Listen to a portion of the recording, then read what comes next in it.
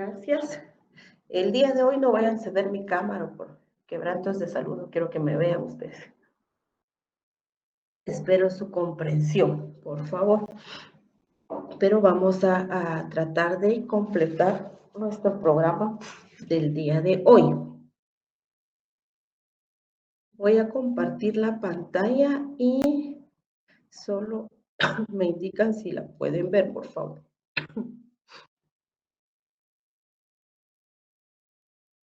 ¿Pueden ver mi pantalla? Sí, licenciada. Muchas gracias. Como les había mencionado, vamos a definir los temas que sus compañeros tuvieron para exponer. Solo necesito dejarles claros como algunos conceptos o bien algunas finalidades. Por favor.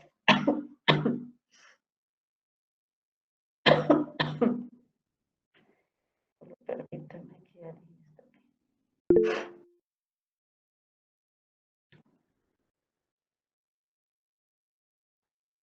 bueno, entonces vamos a continuar con la inspección, por favor. La inspección ocular como medio de prueba, ¿sí? Este definimos que es un medio de prueba de naturaleza real y directa, ¿verdad? ¿Por qué directa? Porque hay que ir a hacer la inspección ocular a la escena del crimen o donde se cree que se cometió o hubo un crimen como tal. ¿Quién está queriendo entrar? Alison Reynoso. Solo les encargo, por favor, 2 y 5 horas para conectarse a clase lo más tarde, por favor. Entonces, en esta inspección o en esta prueba, medio de prueba, vamos a usar nuestros sentidos, ¿verdad? Vamos a usar la vista, el tacto y el olfato, ¿verdad? Para que, recuérdense que la inspección la va a realizar el juez o el fiscal del Ministerio Público, por favor. Entonces, como definición, un acto procesal, por favor. Mucho ojo con esto. Recuérdense que las definiciones son muy importantes poderlas comprender para poderlas aplicar ya ustedes como futuros abogados, ¿verdad? La inspección es un acto procesal de percepción directa realizado sobre o a lugares, cosas o personas. Entonces tenemos 3 principios. Vamos a dirigir la inspección a lugares, cosas o personas para poder comprobar si existen huellas o rastros de un delito o cualquier circunstancia que sea relevante en la investigación o en el proceso como tal. ¿Tiene una finalidad? Por supuesto que la finalidad va a ser llevar la realidad material del hecho al conocimiento del juez, ¿verdad? A través, cuando él realiza la inspección, a través de sus propios sentidos, ¿verdad? Y de esta manera el juez garantiza la inmediación material. Es una prueba de naturaleza irrepetible, ¿verdad? Es decir, no se repite. Si la escena puede alterarse, entonces en este caso con previas fotografías, permítame.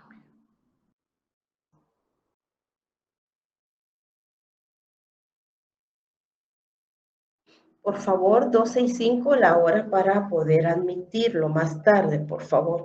Hay compañeros que desde antes de las 2 menos 5 ya están tratando de conectarse, por favor, ¿verdad? Entonces les decía, ¿verdad? Que para que esta escena no sea alterada, todos los fiscales del Ministerio Público cuando van, llevan sus cámaras profesionales, toman un número indefinido de fotografías y a veces también van los peritos expertos en materias y también ellos van tomando notas en las respectivas actas de todo lo que ven, de todo lo que tocan, de todo lo que huelen, ¿verdad?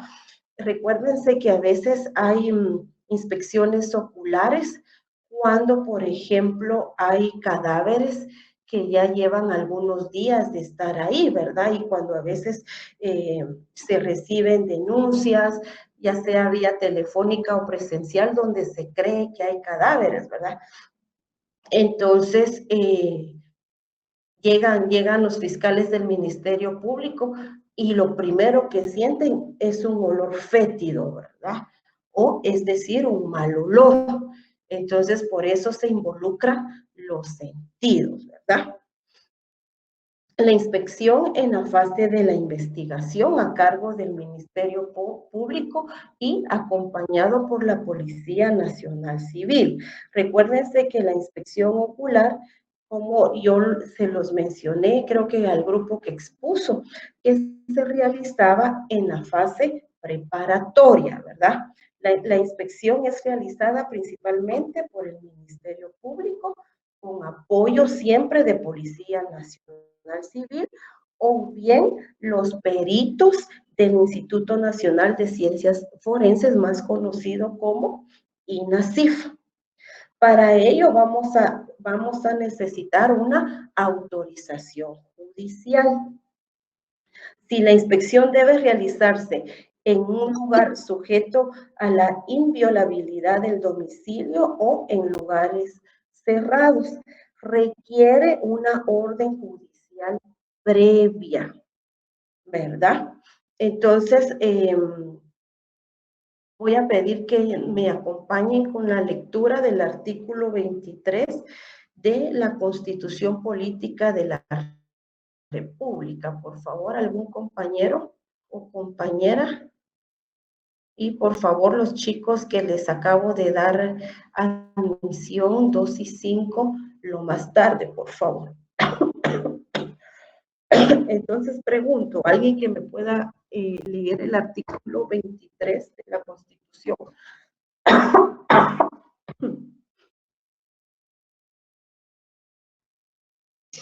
Artículo 23. Inviolabilidad de la vivienda. La vivienda es inviolable. Nadie podrá penetrar en morada ajena sin permiso de quien la habita, salvo por orden escrita del juez competente, en la que se especifique el motivo de la diligencia y nunca antes de las 6 ni después de las 18 horas. Tal diligencia se realizará siempre en presencia del interesado o de su mandatario. Gracias, compañera. Y para poder concatenar aquí a este artículo, nos vamos por favor al artículo 190 del Código Procesal Penal. Que alguien haga favor de darle lectura a este artículo.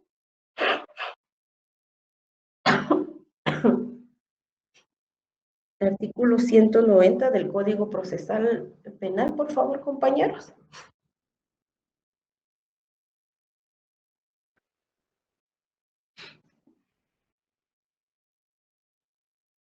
¿Me escuchan?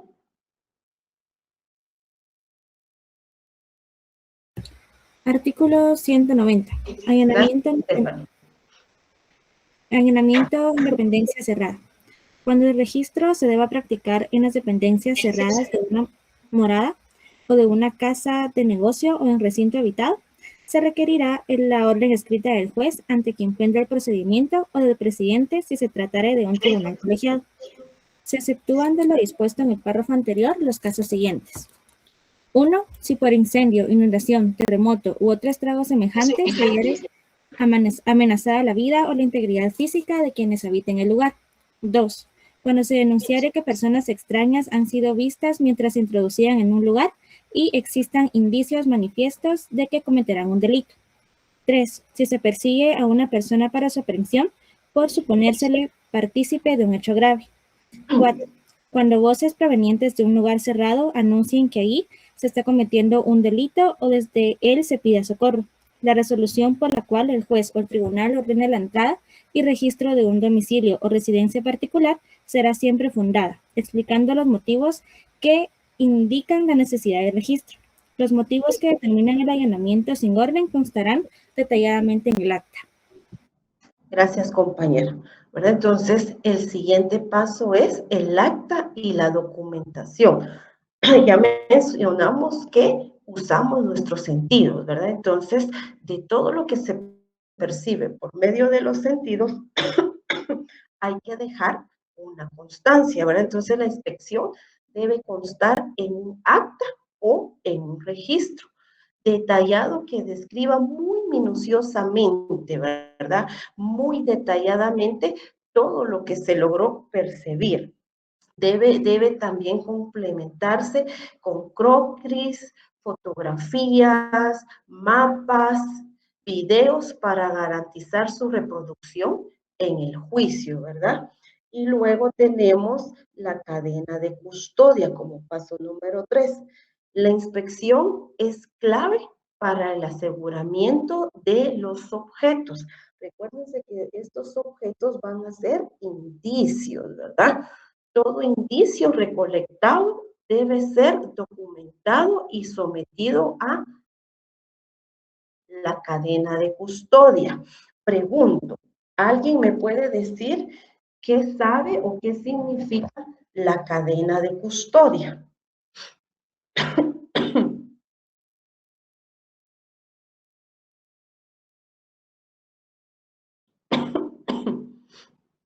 Alguien que me pueda decir qué entiende o qué se le viene a la mente cuando nosotros decimos la cadena de custodia.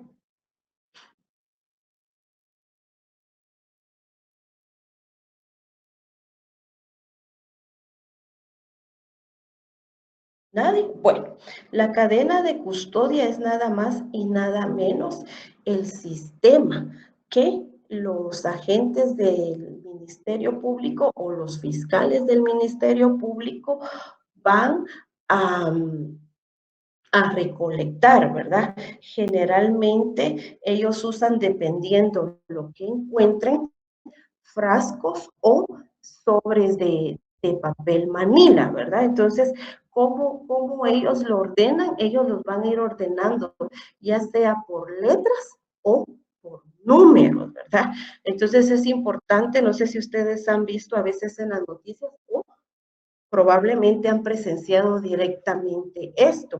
Ellos usan guantes, ¿verdad? Usan guantes porque no pueden tocar nada directamente con las manos porque recuérdense que en nuestras manos tenemos nuestras huellas dactilares. Entonces ellos deben usar guantes y empezar a recolectar, lo que muy típicamente nosotros decimos a recoger, ¿verdad? Todos los indicios. Entonces, dependiendo la naturaleza de dicho indicio, lo ponen en frascos o en bolsas y en algunos casos en bolsita, pero estos van identificados, ¿verdad? Ellos lo identifican con fecha, un número que se le da a la inspección y si, por ejemplo, encuentran 7 teléfonos, entonces a cada teléfono le van a nombrar un número. T1, T2, T3, T4 y así sucesivamente, ¿verdad? Y pueden encontrar un número definido de hasta 200, 300 indicios, ¿verdad? Entonces la cadena de custodia significa que ellos van primero a recolectar, los van a poner en una bolsa o en un frasco para su transporte, porque recuérdense que del lugar hacia los laboratorios donde son analizados, hay que asegurar que no haya sido alterado, y eso es muy importante, ¿verdad? Porque recuérdense que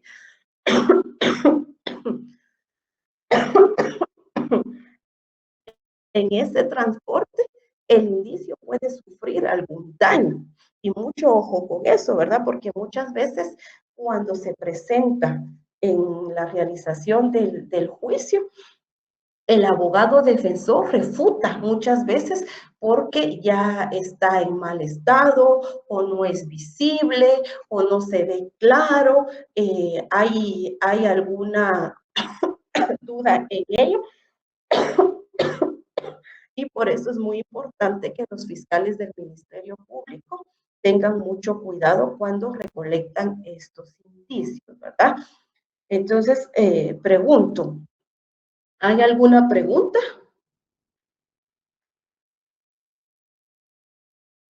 No, Vamos licenciada. ahí. Ay, disculpe que me oigan un poco sofocados ustedes, pero gracias a Dios se dio la fiebre, pero este dolor de Tranquila, licenciada, despacito. cuerpo Si no agarra la tos. Sí. me va matando. Entonces, si de pronto me escuchan así un poquito agitaditos, no es que esté corriendo. Luego, recuerdo que tuvimos también el grupo 2, creo que fue el que nos expuso el tema del registro, que también conocido como el allanamiento, ¿verdad? Entonces, el registro o allanamiento es la diligencia de inspección y búsqueda que se realiza en un lugar, ahora aquí, privado. ¿Qué puede ser un lugar privado? Un domicilio, una oficina, un vehículo, ¿verdad? Entonces, cuidado con esto, ¿verdad? Porque muchas veces me pueden levantar la mano quienes tengan vehículo propio de 4, 6 u 8 llantas. Gracias, Kimberly. Y otros compañeros, ¿verdad? Mucho ojo con eso, porque recuérdense que cuando los policías hacen sus famosos retenes, ¿verdad? Y les piden primero su documento de identificación, luego los documentos del vehículo. Pero cuando, recuérdense, cuando les dicen que van a revisar el vehículo, mucho cuidado con ellos, porque ellos no tienen esa facultad. Porque recuérdense que se necesita primero una orden de juez. ¿Por qué? Porque el vehículo es una propiedad privada. Entonces necesitan primero la orden de juez para poder registrar o para poder allanarlo. Mucho ojo con eso, compañeros. ¿Verdad? Porque recuérdense que el fin es buscar, ya sea dentro del vehículo, a personas, objetos, ¿verdad? O evidencias que se relacionen con un delito.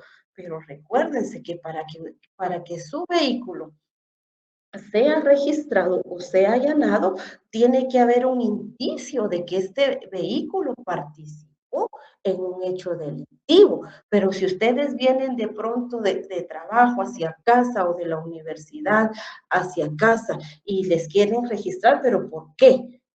O sea, ¿cuál es el indicio que mi vehículo se esté o esté siendo objeto de querer involucrarlo en un delito, ¿verdad? Entonces, con que ustedes le digan esto a los policías, ¿verdad? Y muchas veces son solo 2 o 3 agentes de policía quienes quieren registrar, ¿verdad? Ustedes como estudiantes de derecho o ya como conocedores de nuestra legislación, deben estar seguros de que la policía sí puede y que no puede, ¿verdad? Y con decirle esto, pues no le estamos faltando respeto a la autoridad tampoco, ¿verdad? Y recuerden también que el registro tiene una garantía constitucional. Ya lo leíamos en el artículo 23 de nuestra Constitución, ¿verdad? El domicilio es inviolable, ¿verdad? El registro es una excepción que solo y solamente se permite por orden de juez competente, ¿verdad? Salvo, regresamos al tema de que ustedes van en su vehículo después de una larga jornada, después de que ya recibieron sus cursos de derecho y van a su casa. Pero, aquí va el pero, ¿verdad? Que ustedes dentro de su carro estén amenazando a alguien con un arma y le estén pidiendo al carro que va a la par, qué sé yo, sus pertenencias. Ah, bueno, en este caso sí, ¿verdad? Porque la policía, ¿verdad? La policía sí tiene la potestad porque ustedes están en flagrancia. En este caso sí, ¿verdad? Salvo en casos de flagrancia o un desastre, ¿verdad? Pero aquí en Guatemala es muy típico que sea registrado un carro en medio o durante un desastre, ¿verdad? Recuérdense que también vamos a requerir requisitos del mandamiento, ¿verdad? Esto quiere decir que el juez debe emitir una orden que especifique el lugar a registrar. Y mucho cuidado con eso, ¿verdad? Porque tomamos el ejemplo del vehículo, pero su vehículo vamos a decir que es un Mazda negro. Y resulta que la orden de juez especifica un Toyota negro. O sea, sí es negro, tienen en común ese factor, pero la marca no es la misma, ¿verdad? Entonces, mucho ojo con eso, ¿verdad? Tiene que tener muy bien clarificado el lugar a registrar, el motivo o la finalidad de la búsqueda. Esto quiere decir qué se pretende encontrar, ¿verdad? O cuál es el motivo por el cual se está realizando el allanamiento, ¿verdad? Y los objetos o las personas que se buscan, ¿verdad? Porque según investigaciones previas, se cree que en el vehículo negro Mazda siempre se transportan dos personas, ¿verdad? Uno es sexo masculino, uno es sexo femenino, y ya se tiene algunos videos de las calles, entonces se tiene que clarificar y especificar, ¿verdad? Voy a pedir, por favor, que me acompañen o que alguien tenga bien la lectura de los artículos 187 y 188 de nuestro Código Procesal Penal. Pido la participación de dos compañeros, uno que me lea el 187 y el otro el artículo 188, ambos del Código Procesal Penal. Por favor, compañeros. Artículo 187. Inspección y registro. Cuando fuere necesario inspeccionar lugares, cosas o personas, porque existen motivos suficientes para sospechar que se encontraran vestigios del delito o se presuma que en determinado lugar se oculta el imputado o alguna persona evadida, se procederá a su registro con autorización judicial. Mediante la inspección se comprobará el estado de las personas, lugares y cosas, los rastros y otros efectos, materiales que hubiere de utilidad para la averiguación del hecho o la individualización de los partícipes en él. Se levantará acta que describirá detalladamente lo acontecido y, cuando fuere posible, se recogerán o conservarán los elementos probatorios útiles. Si el hecho no dejó huellas, no produjo efectos materiales, desaparecieron o fueron alterados, se describirá el estado actual, procurando consignar el anterior, el modo, tiempo y causa de su desaparición y alteración y los medios de prueba de los cuales se obtuvo ese conocimiento. Análogamente, se procederá cuando la persona buscada no se halle en el lugar. Se pedirá en el momento de la diligencia al propietario o a quien habite en el lugar donde se efectúa presenciar la inspección o, cuando estuviere ausente, a su encargado y, a falta de éste, a cualquier persona mayor de edad, prefiriendo a familiares del primero. La acta será firmada por todos los concurrentes. Si alguien no lo hiciere, se expondrá la razón. Gracias, compañero. ¿Alguien más, por favor, que dé lectura al artículo 188? Artículo 188. Facultades coercitivas.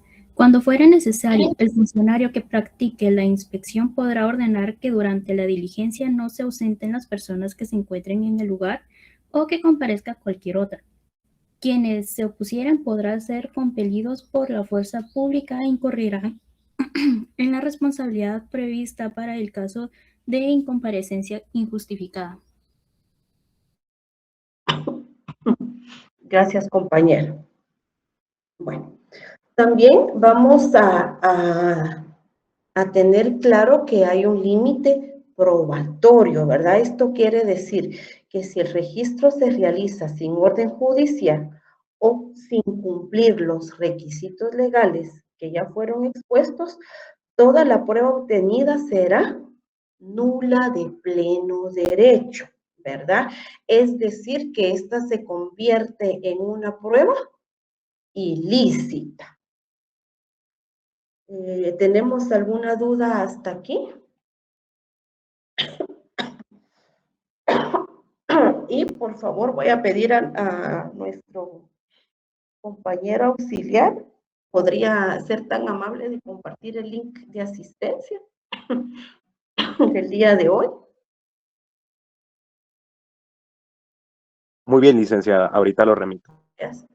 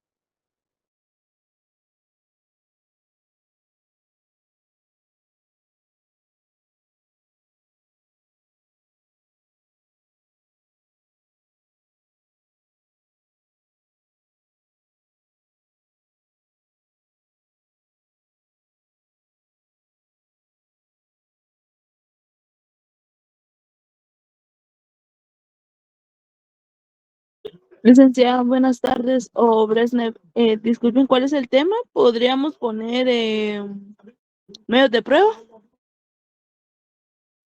Estamos abordando unos específicamente. No sé si escuchaste al principio de la clase.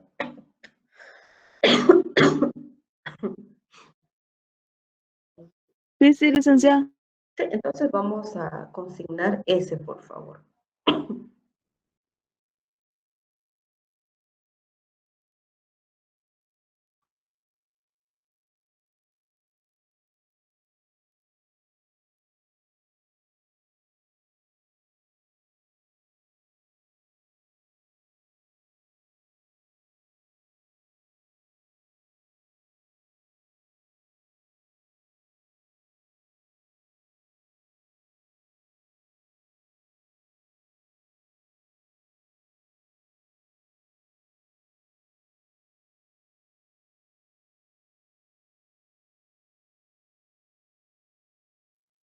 Conforme vayan terminando de reportar su existencia, me reaccionan para saber en qué momento puedo proceder. Gracias, Joan. Gracias, Fátima. Johanna es. Dígame, Fátima Alejandra, dime.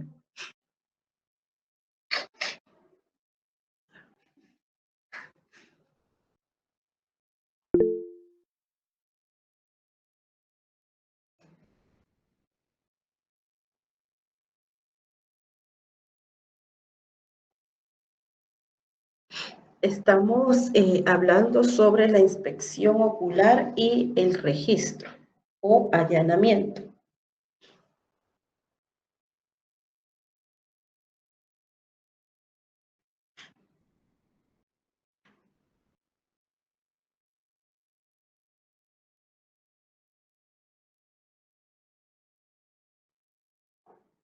Bueno, también vamos a tener un registro de personas, ¿verdad? También llamado una inspección corporal, ¿verdad? Como su nombre hace mención, corporal significa cuerpo de una persona, ¿verdad? Entonces, este se refiere al examen directamente del cuerpo de una persona.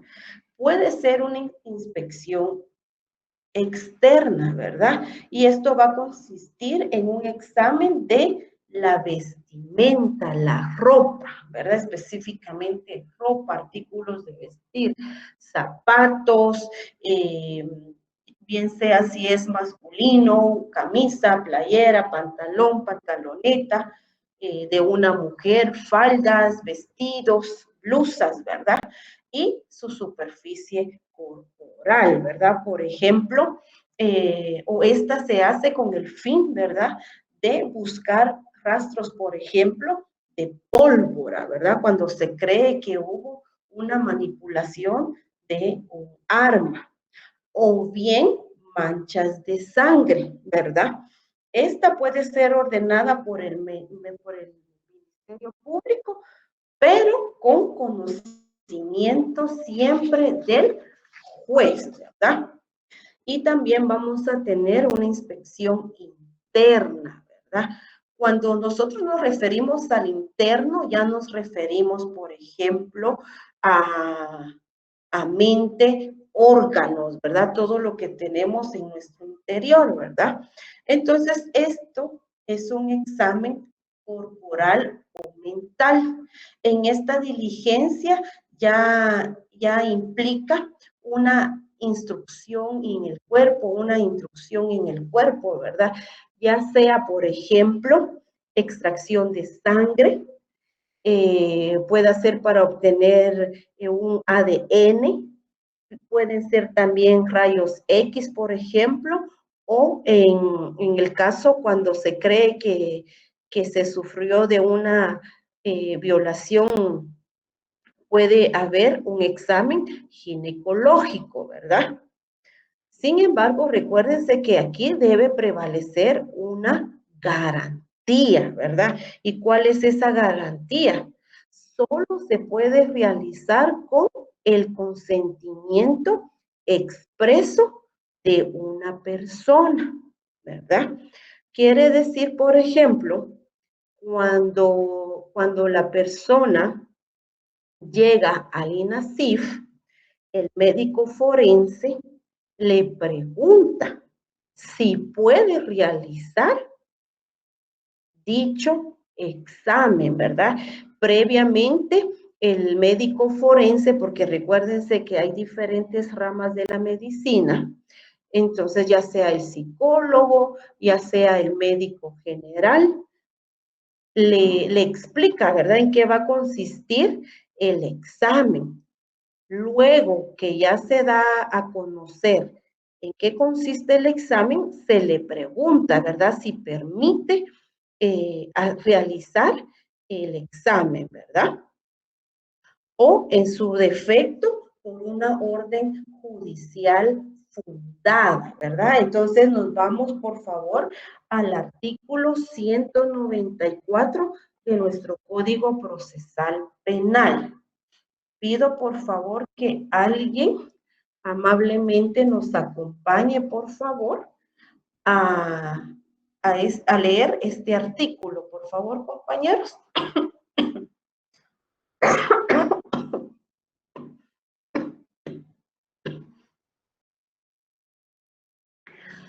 Artículo 194, compañeros, del Código Procesal Penal.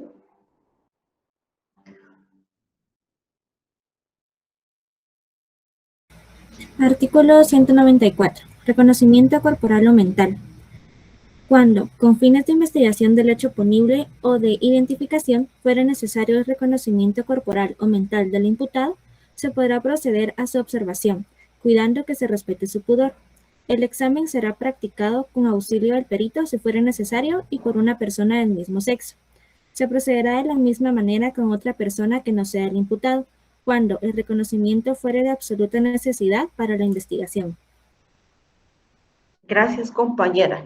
Aquí este artículo establece, ¿verdad?, que será practicado por una persona del mismo sexo, pero muchas veces cuando llegan al INASIF, lastimosamente, si es una mujer, y se los digo porque yo ya tuve el caso, examinó un médico hombre, ¿verdad? Entonces la ley establece algo, pero la realidad, compañeros, es algo a veces diferente, ¿verdad? Pero sí esclarece, explica y pregunta, ¿verdad? Si se le permite realizar dicho examen. Gracias, compañera. Entonces aquí yo les hice una tabla comparativa, ¿verdad? Sobre el acto, el rol judicial y la naturaleza del rol, ¿verdad? La inspección en un lugar no privado, ¿verdad? ¿Cuál es su rol judicial? Observación y fijación del lugar público, ¿verdad? Y su naturaleza, acta detallada y una cadena de custodia. Mientras que el registro o allanamiento, ¿verdad? Su rol judicial será búsqueda en un lugar inviolable, ¿verdad? Quiere decir oficinas, domicilios, vehículos, y necesitamos una orden judicial preventiva.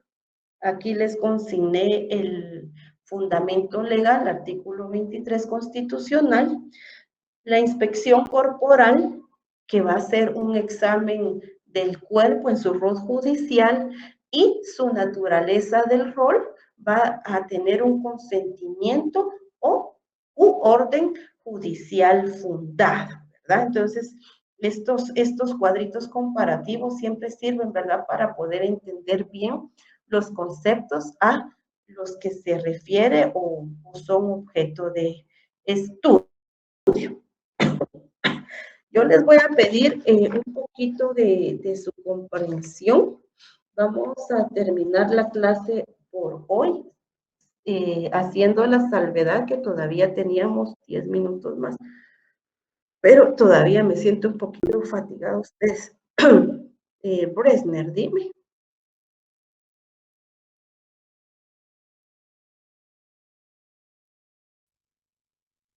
¿Levantaste la mano, Bresner?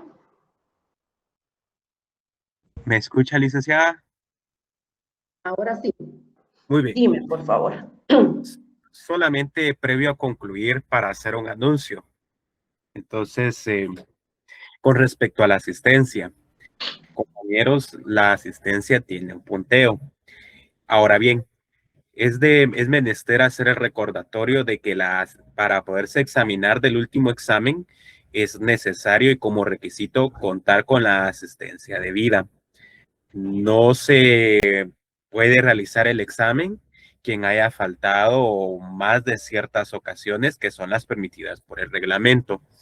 ¿Por qué lo menciono? Porque si bien es cierto de que previo al primer examen parcial hubo una afluencia bastante amplia en cuanto a la asistencia, se ha visto mermada a partir de este último. Entonces, incluso a pesar de que ya hubo exposiciones, la recomendación, o más bien no recomendación, sino que la indicación que es requisito, es que sigan cumpliendo con su asistencia. No solamente se visualiza el Google Forms, tenemos un control sobre la llamada en donde se puede establecer quiénes ingresaron a esta, la hora de ingreso y la hora de salida, para que lo tomen en cuenta, porque no queremos que cuando llegue el examen final se les tenga que notificar que no se les va a poder desarrollar por sus inasistencias, para que lo tengan presente en todo momento y no abandonen, porque ya realmente falta menos de una semana para el examen final, compañeros. Entonces, en síntesis, sigan cumpliendo con su asistencia, que aunque ya pasó primer examen parcial todavía tiene vigencia. Gracias, compañero. Gracias por este recordatorio y aclaración. Recuérdense que las inasistencias permitidas son 3, por favor. Y creo, Bresner, que tú nunca, creo que solo de una compañera recibiste la excusa pertinente, ¿verdad? Y de ahí el resto, pues no, yo no tengo conocimientos previos que alguien se haya excusado por inasistir. Así es, licenciada. Solamente hay una compañera que se excusó. Y bueno, han habido varios que se han excusado, ya sea por problemas de conexión, entre otros. Pero la compañera que se excusó sí fue porque se iba a ausentar algunos días. Con respecto ahorita, lo menciono porque como en los cuadros de asistencia sale de que la mayoría, por no decir todos, asistió casi todas las clases previo al primer examen parcial para que no bajen ese rendimiento y se confíen. Porque de no tener esas 3 asistencias que exige el reglamento, no se van a poder someter a su examen final. Gracias, licenciada, por la apertura del tiempo. A ti, muchas gracias por todo tu apoyo a este grupo y a mi persona, por supuesto. Por favor, Jennifer Shikar, levantaste la mano. Gracias, licenciada. Buena tarde. Fíjese, licenciada, que yo quería comentarle que yo estaba en las clases y como decía el auxiliar, pues vale punto de la asistencia. Yo ayer me comuniqué con él porque yo estuve en la clase, pero como que la señal se me cayó, entonces yo pensé que me había salido de la clase, pero no, seguía conectada, pero era la señal que se me había ido. Entonces yo me comuniqué con él para explicarle mi asunto y que se me pudiera tomar en cuenta mi asistencia, pero no me respondió. Entonces, Esta del día de ayer. sí, y estuve en la clase porque escuché la exposición. Tengo evidencias porque le estuve tomando capturas a las diapositivas de los compañeros que expusieron el día de ayer. Yo estuve allí, pero casualmente como a las y 35 empecé a tener problemas y a las y 40 cuando volví a ver, ya no había asistencia y luego ya no había clase. Entonces, solo para que revisaran, tal vez, que sí estuve ahí. Sí, porque ayer la clase terminó cuando el último grupo expuso, ¿verdad? Ajá. Entonces, como le estaba comentando, pues creo que se me cayó la señal porque sí seguía conectada, pero ya no escuchaba nada. Entonces yo dije, me moví del lugar, pero no me funcionó. Pero sí estuve en la exposición de los compañeros, sí estuve en clase. Y cabe Compañera. mencionar también, compañeros, que la asistencia está habilitada solamente un par de minutos. Por eso yo siempre pregunto, reaccionen o pido que reaccionen para saber cuando ya la mayoría terminó, se da 1 o 2 minutos más y se cierra el formulario.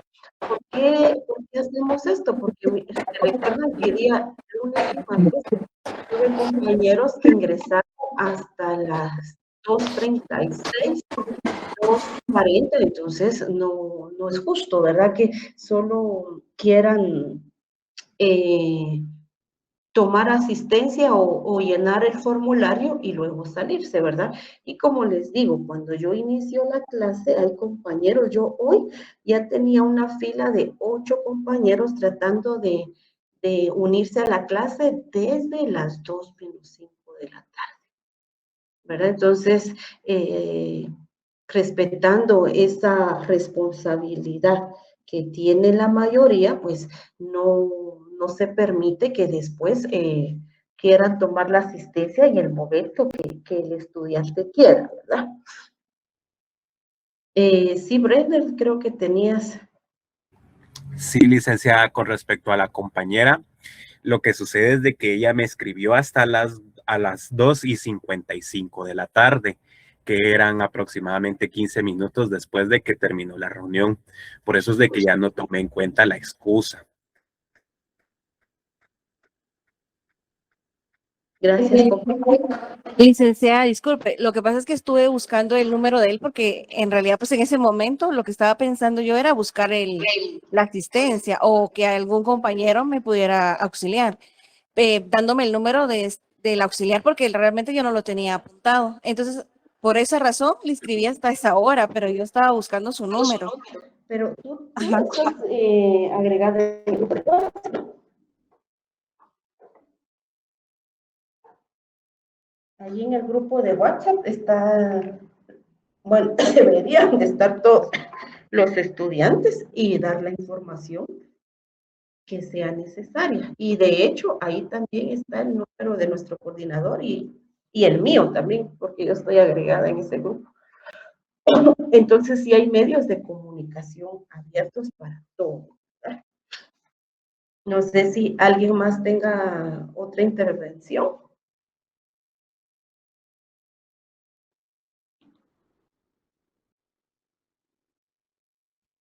Bueno, entonces los veo el día de mañana. Vamos a continuar. Ya recuérdense que de clases prácticamente tenemos 3 periodos más, ¿verdad?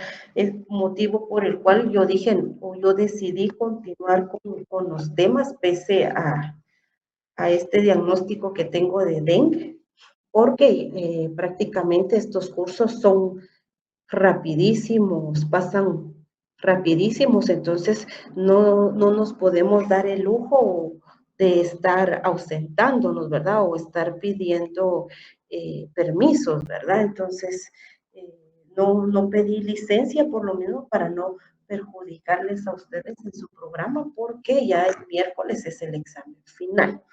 Agradezco a cada uno de ustedes su comprensión el día de hoy, que no encendí cámara, pero primero Dios, el día de mañana ya nos vemos con cámara conectada, por favor. Que tengan una buena tarde, fue un gusto haberlos saludado y gracias, Dueña, también por todo tu apoyo. Que tengan Feliz una buena tarde, licenciada, que siga mejor. Que siga mejor, licenciada. Gracias, gracias. Feliz tarde, licenciada. Feliz tarde.